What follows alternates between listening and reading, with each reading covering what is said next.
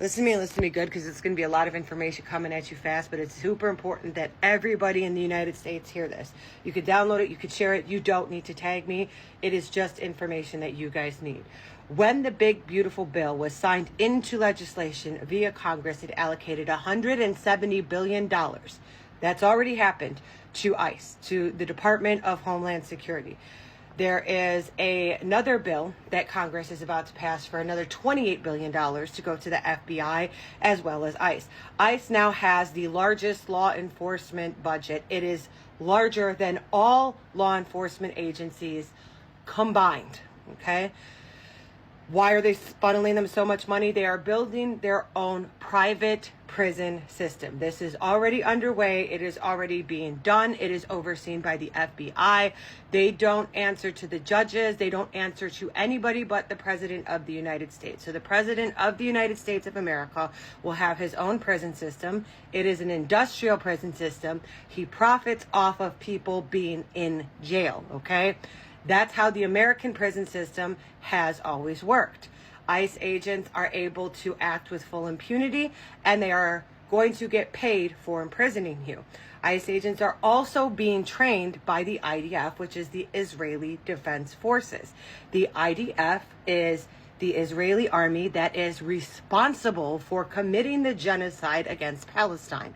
I'll let you fall down the rabbit hole and watch all of the footage of all of the horror they are inflicting upon the Palestinian people. But these are the people responsible for training ICE in crowd responses.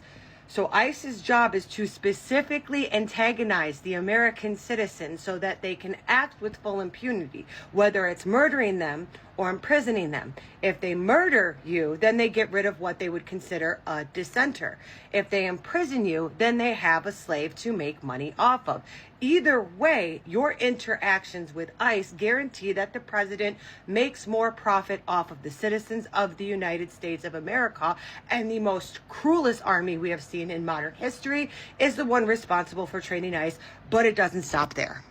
Larry Ellison and Peter Thiel are American billionaires who are Israeli Zionists. They are outwardly donating money to the IDF, the Israeli Defense Forces. They are in support of Israel and the current genocide happening to Palestine. These are American billionaires, and they are billionaires by way of developing AI surveillance software. Currently, Israel and the IDF are using this AI surveillance software to help implement the genocide. It's also used in the United Kingdom for their digital ID, and ICE agents are already illegally using AI surveillance software provided to them by Israeli Zionists. All of this is intertwined. And if you're just new to this, Peter Thiel is also currently investing in offshore AI equipment that will mine minerals and gold in Greenland, anticipating the president is going to invade. So all of this is undoubtedly for the profit of the ruling billionaire class. What does that mean if you're a Trump supporter? It means this has fuck all to do with immigration. What does this mean if you're not a Trump supporter? It means that as an activist or even just a liberal, you are a dissenter. You are a target, and they very much have the surveillance software they need to determine who you are, where you live, and furthermore, target you. Now, I know a lot of you gung-ho Republicans are thinking, well, the army is going to come and save the American people. No, it's not. The Secretary of the Department of Defense is a man by the name of Steven Feinberg. Steven Feinberg is a Zionist. Steven Feinberg owns the second largest bank in Israel. Steven Feinberg owns an American company. He is a billionaire. It is called Capital Management. Capital Management's sole purpose is to provide privatized military contracts to the United States Department of Defense, which he is the secretary of.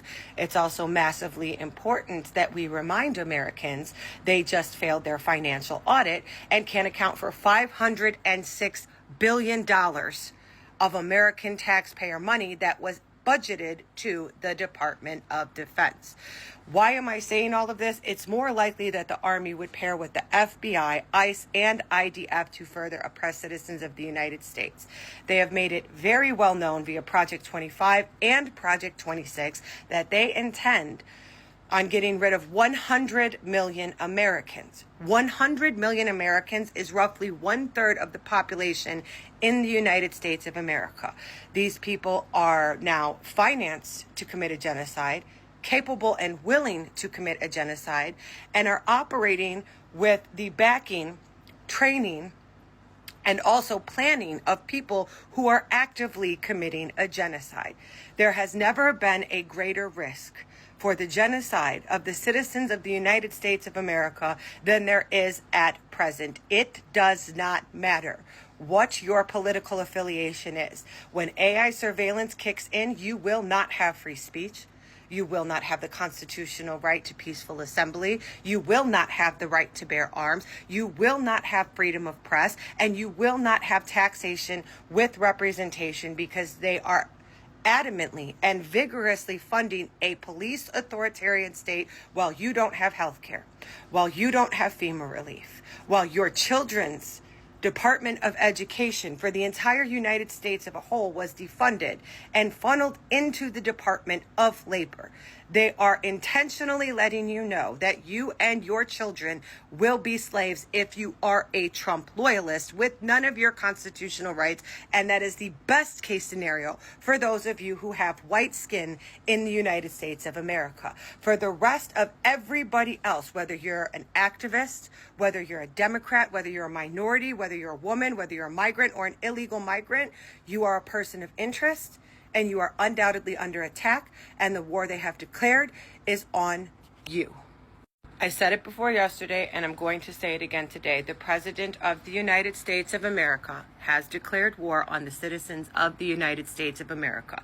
Minneapolis is a very small example of what is to come for every city in the United States, especially now that they have the budgeting that they need, and they are already A, ramping up operations, B, ramping up recruitment, and C, building their privatized prison facility. You have two options right now. You either fight for your freedom or you leave. It is officially fight or flight time in the United States of America. Do with this information what you will, but first and foremost, I genuinely hope you spread it.